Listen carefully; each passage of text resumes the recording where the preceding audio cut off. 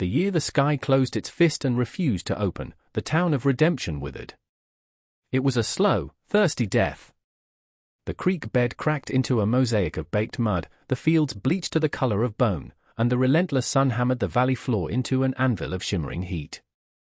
One by one, the chimneys of the town stopped breathing until the only sign of life against the vast, indifferent blue was a single, stubborn plume of grey smoke. It did not rise from the valley floor, where the clapboard houses huddled together like tired cattle.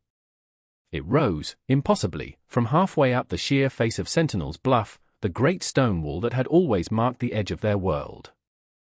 From the home of Elspeth, the 19-year-old widow the town had dismissed as the cliff witch, the girl who had gone mad with grief and started digging her own grave. They had laughed. They had pitied. Now, their bellies aching with emptiness, they watched her smoke and wondered. They didn't know then what we know now, that this was not a story of madness, but of a profound and practical sanity. It was the story of how $700 in savings, a mule named Patience, and the inherited wisdom of a dead man saved an entire town from itself. It began, as so many stories of survival do, with an ending. The day after they lowered her husband Daniel into the ground, the world had felt both too large and too small. The smallness was the suffocating pity in the eyes of the townsfolk, the largeness was the empty expanse of the life stretching before her. She was 19. A widow. The town saw a tragedy to be managed. Mrs. Gable offered a room in exchange for laundry services. The pastor suggested she move in with his sister as a companion. They were kind, in their way, but their kindness was a cage. They wanted to smooth her edges, to fit her back into the shape of a woman they could understand. But Elspeth was no longer made of soft things. Grief had scoured her down to the bedrock. And in her heart, she held the words of her grandfather. He had been a strange man, her mother's father. A geologist and a naturalist in a town of farmers and merchants, he saw the world in layers and timelines they couldn't comprehend. He had taught her to read the story written in the rocks, to understand the slow, patient language of water and wind. The earth remembers everything, Elspeth, he used to say, his finger tracing a fossil in a piece of shale.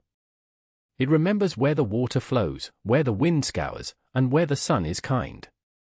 People forget. The earth remembers he had died years ago, leaving her nothing but his books and a deed to the most useless parcel of land in the county, 1 vertical acre of Sentinel's Bluff. To the town, it was a joke. To Elspeth, holding the brittle paper in her hands the day after Daniel's funeral, it was a map. Her younger brother, Thomas, barely 17 himself and hollowed out by his own share of the family's sorrow, found her staring at it. "What is it?" he asked, his voice thin. "It's our future," she replied, and the certainty in her voice scared him more than the grief had. She sold their small marital home, the one Daniel had built with his own hands. She sold the furniture, the wedding china, everything but their clothes, Daniel's tools, and her grandfather's books. The $700 she got for it was a fortune, and the town whispered she was squandering a dead man's legacy. She ignored them. She bought the mule, dynamite, steel drills, a sledgehammer, 2 pickaxes, and enough flour and salted pork to last 6 months. Then she and Thomas loaded a wagon and headed not west toward New Horizons, but straight toward the unyielding stone wall of the bluff. Thomas looked back at the town shrinking behind them. "They think you've lost your mind," he said, not as an accusation, but as a worried fact. Elspeth looked forward, her gaze fixed on the rock face gleaming in the morning sun. "Let them," she said. "The stone doesn't care what they think." The first strike of the pickaxe against the sandstone cliff was a declaration of war. The sound, a sharp, angry crack, echoed across the silent valley. Then it was gone, swallowed by the immense quiet. There was only Elspeth, her slight frame outlined against the massive wall of rock, and the shudder that ran up the hickory handle into her arms. This was not just digging. This was an act of deconstruction and creation all at once. Her grandfather's books were spread on a blanket nearby, their pages held down with stones, diagrams of Roman aqueducts and ancient Pueblo cliff dwellings open to the sky. He had taught her the theory. Daniel, a carpenter, had taught her the practical language of load and stress. Now, she had to become the architect, the engineer, and the laborer. She explained it to Thomas that first night, their campfire, a tiny spark at the base of the colossal cliff. "It's about thermal mass," she said, her voice hoarse from dust and exertion. "The rock absorbs the sun's heat all day and bleeds it back out all night. In winter, it will hold the warmth. In summer, the deep earth will keep it cool.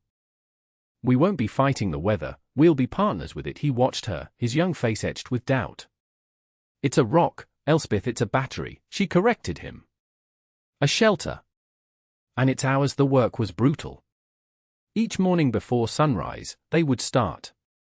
She learned the cliff's personality, the soft pockets of shale that crumbled easily, the stubborn bands of iron-rich rock that spat sparks and blunted her tools. Her hands, once soft, became a landscape of blisters that burst, bled, and hardened into calluses as tough as old leather. She was carving a rectangular opening, 10 feet wide and 8 feet high, the future entrance to their home. The rubble they excavated wasn't waste, it was material.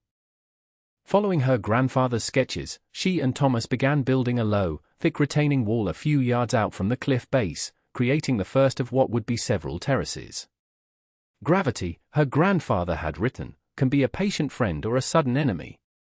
She chose to make it her friend, using the weight of the rock to anchor their future gardens to the side of the mountain. Some days, the sheer scale of the task would threaten to crush her. She would stand back, her body screaming with exhaustion, and see how little she had accomplished, a mere indentation in a stone monument. In those moments, she would close her eyes and hear her grandfather's voice, calm and steady. "One stone at a time, little bird. That's how mountains are moved." The town of Redemption watched her toil from a distance. At first, it was a morbid curiosity. The merchants in the general store would stop their conversations when Thomas came in for supplies, their eyes following him with a mixture of pity and suspicion. Soon, the curiosity curdled into open mockery. Mr. Abernathy, the portly owner of the mercantile and a man who considered himself the town center of gravity, was the conductor of this chorus of scorn. "Saw the widow scratching at the cliff again," he'd announced to the men gathered around his pot-bellied stove. "Looks like a woodpecker trying to nest in a cannonball. A shame what grief does to a woman's mind." The name started there, that's Cliffwich. It was cruel, but it stuck. Children would dare each other to run to the base of the bluff and shout it, their voices small and sharp in the vast emptiness, before scurrying away. Elspeth heard them. She never stopped swinging the pickaxe. The isolation was a physical presence, as real as the rock dust that coated her skin and hair. She was a ghost in her own life, a spectacle for the very people who should have been her support. The weight of it fell heavily on Thomas. He was young, and the need to belong was a powerful current in his blood. One evening, after a particularly difficult supply run, he finally broke. "They're laughing at us, Elspeth," he said, his voice cracking. He threw a small bag of nails onto the ground.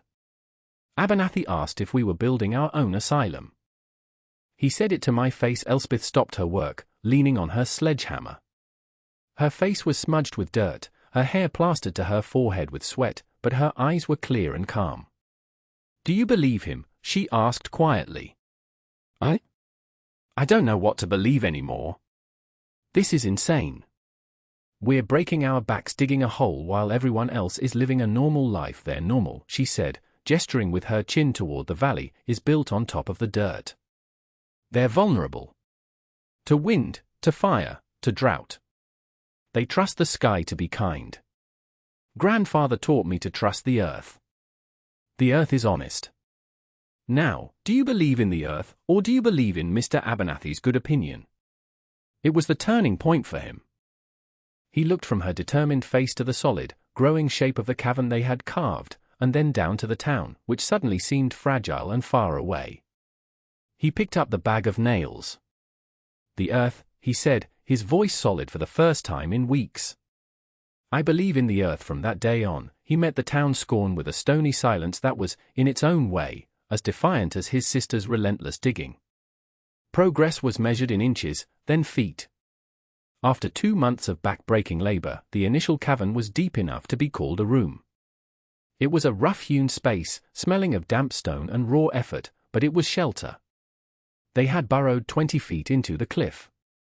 The next phase required a different kind of cleverness. Elspeth, using Daniel's saws and chisels, began to shape the interior.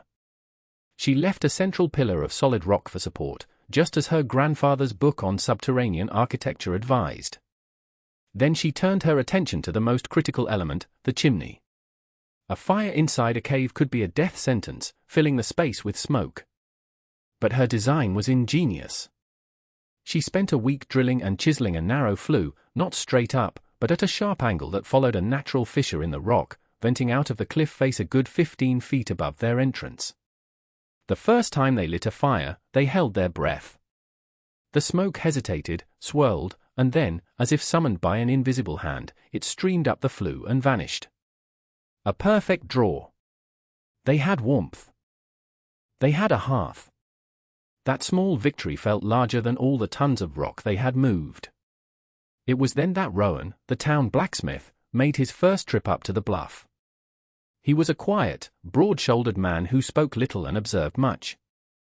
He had been retempering Elspeth's drill bits and pickaxe heads, and his professional curiosity had finally gotten the better of him. He didn't mock. He walked the perimeter of the site, his eyes taking in the retaining walls, the depth of the cavern, the clever angle of the chimney vent. He ran a hand over the stone. "You read the grain of the rock," he said, more to himself than to her. It was the first time anyone had seen her work for what it was, a craft, not an madness. "My grandfather taught me," she said simply. "He'd be proud," Rowan replied. He looked at her blunted tools. "You're burning through steel. I can forge you a set with a harder edge. It'll cost you, but it'll cut your work in half. I have $43 left," she said, the number a constant weight in her mind. "The steel is worth more," he said. He paused, his gaze meeting hers.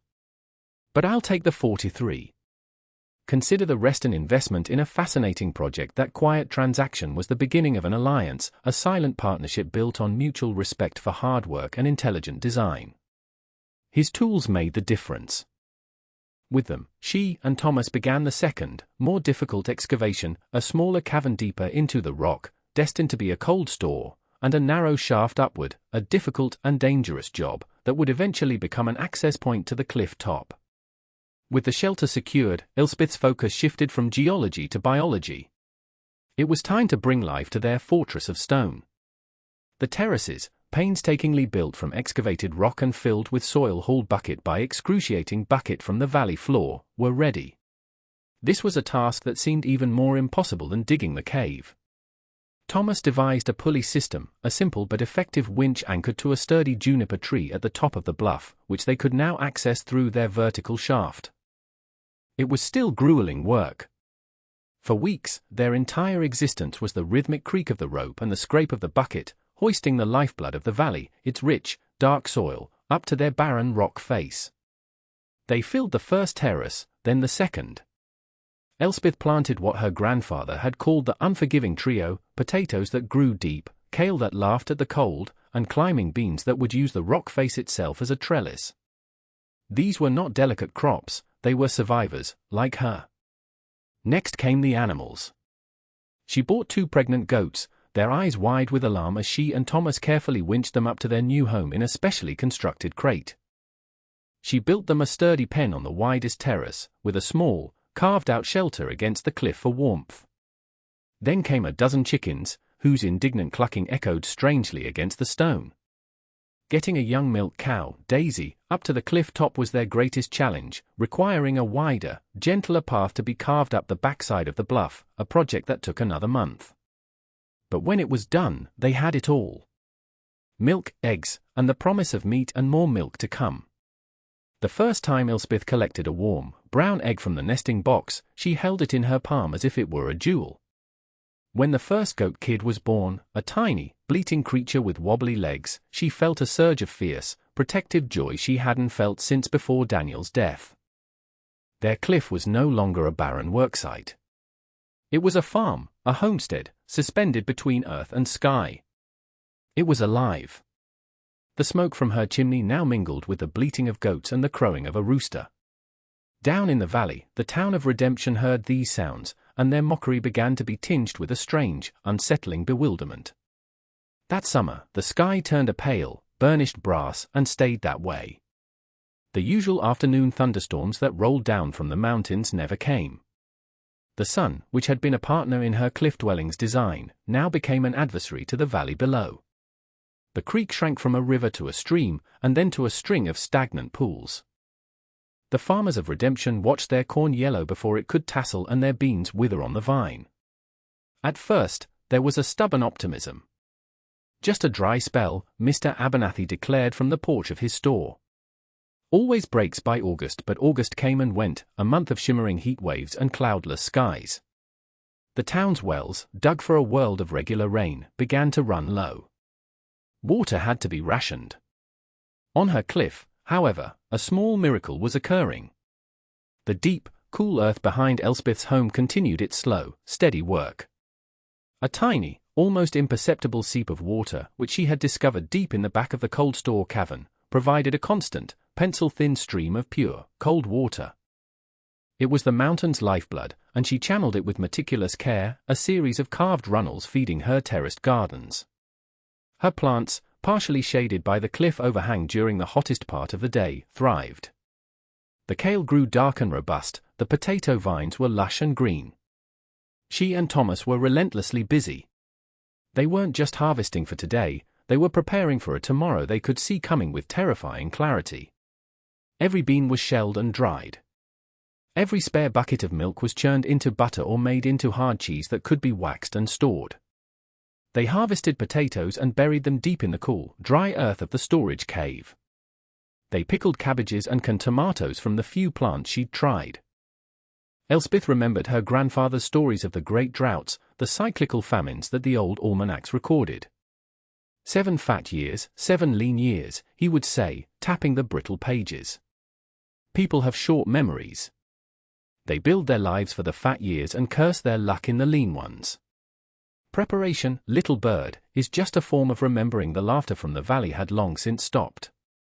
It was replaced by a heavy, anxious silence, broken only by the lowing of thirsty cattle and the worried murmur of conversation. They still didn't understand what she had built, but they could see the impossible green of her gardens clinging to the cliff face, an emerald promise in a world turning to dust. Winter did not bring relief. It brought a different kind of cruelty. The skies remained clear, and the cold that settled into the valley was a dry, brittle thing that cracked the skin and stole the breath. Without a blanket of snow, the frost drove deep into the earth, killing the roots of even the hardiest grasses. The town's meager harvest was long gone. The reserves in Abernathy's mercantile dwindled, the prices skyrocketing until only the wealthiest could afford a sack of flour. Then, even that was gone. Famine, once a word from history books, was now a hollow ache in every belly. The town began to starve. The streets of Redemption were quiet, the silence of exhaustion and despair. The blacksmith's hammer was still, the schoolhouse was closed. Faces grew gaunt, eyes large and haunted. The contrast with the cliff dwelling was absolute. Inside Elspeth's home, the stone radiated a gentle, constant warmth from the hearth. The air smelled of baking bread, goat stew, and dry herbs. The larder was full. The chicken still laid eggs, and Daisy the cow, fed on dried fodder they had painstakingly harvested and stored, still gave milk. But their abundance felt like a secret they were keeping from a dying world.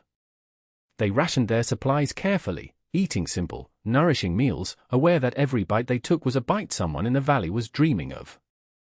The ordeal began in earnest one frigid afternoon. A knock came at their door, a hesitant, desperate sound. Thomas opened it to find Martha Gable, the wife of a farmer whose land now looked like a desert. She was holding her small, feverish daughter, who was wrapped in a thin blanket. Mrs. Gable didn't look at them. She looked at the steam rising from the stew pot on their fire. "Please," she whispered, her voice a dry rasp. "Anything. For my little girl. She hasn't kept anything down in 2 days." Elspeth looked at the child's pale face, at the mother's cracked lips and desperate eyes. This was the moment her grandfather's lessons moved from theory to reality. It wasn't just about her own survival. It was about what survival was for. Without a word, she ladled a cup of warm, clear broth from the pot and handed it to the woman. "Let her sip this slowly," she said. "When she's done, you come back." "We have milk and potatoes." Martha Gable looked up, tears freezing on her cheeks, and for the first time, she saw Elspeth not as the cliff witch, but as something else entirely.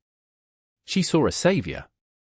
Word of Martha Gable's cup of broth spread through the starving town like a wildfire. It was a spark of impossible hope. The next day, 3 more families made the trek to the base of the cliff, their faces upturned, their calls weak and pleading. Elspeth and Thomas lowered baskets of food, potatoes, dried beans, hard cheese. They gave what they could, but Elspeth knew it was unsustainable. They were a well-stocked lifeboat, but the entire town was drowning. The true reckoning came a week later.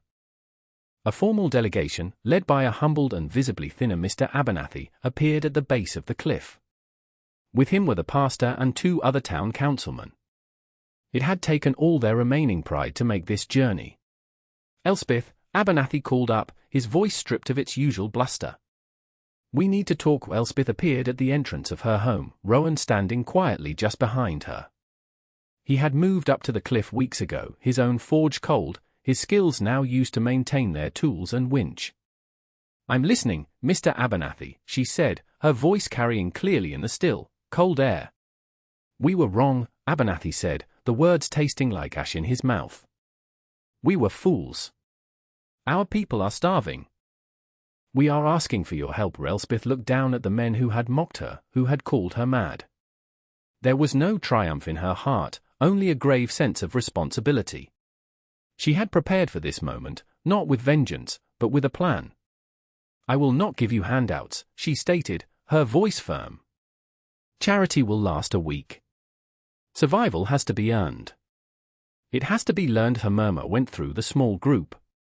"What are your terms?" the pastor asked.